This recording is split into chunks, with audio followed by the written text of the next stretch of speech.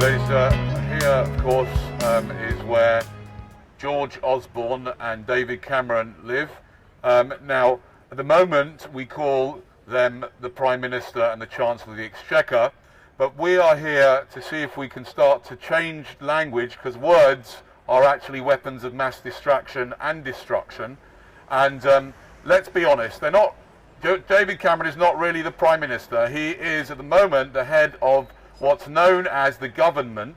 Now, the word government means mind control, and that's the only way they keep control of the people, by controlling their minds with the help of the propaganda wing of the government, otherwise known as the BBC, Sky News, and all those other channels that are there to keep the illusion going that they should somehow a bunch of toffs from Eton should rule over all of us, when we all full know deep down that nobody should be ruling over anybody else.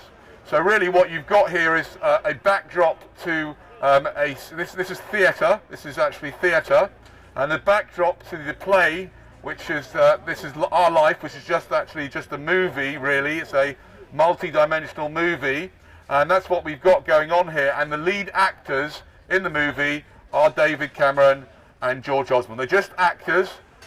They don't realise they're actors. They're very, very lost in it all. But I can assure you they are just actors. They just read out speeches. They haven't got a clue what is going on. But as a backdrop for theatre, it's quite nice, isn't it, when you think about it? In fact, this whole area is just a backdrop for the theatre, for the BBC, etc. They get their cameras out, and it all looks very, very nice. But what we want to do is, it would be interesting, isn't it, if we started changing the language, and let's just call them actors.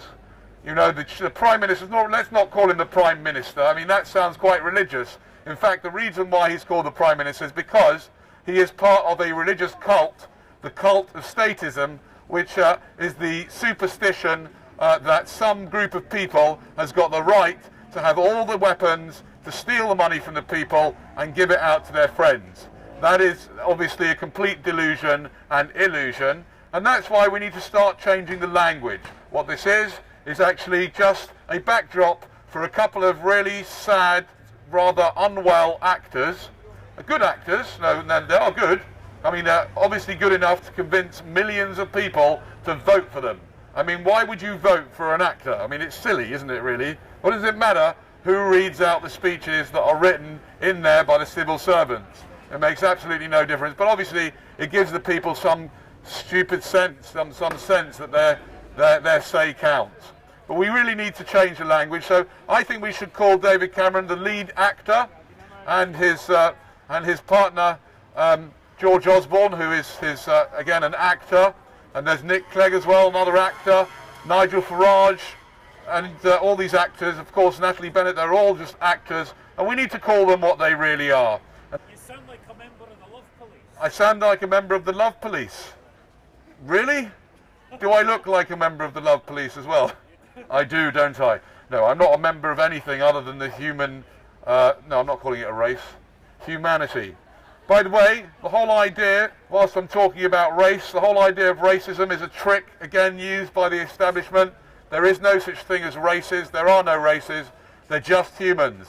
Yeah? And therefore, racism in and of itself is a twisted idea, because it gets people like David Cameron off the hook. Because he'll say something like, you know, I've got nothing against black people. But what he has got prejudice against are poor people and disabled people and homeless people. There you go. He certainly doesn't care two hoots about you guys.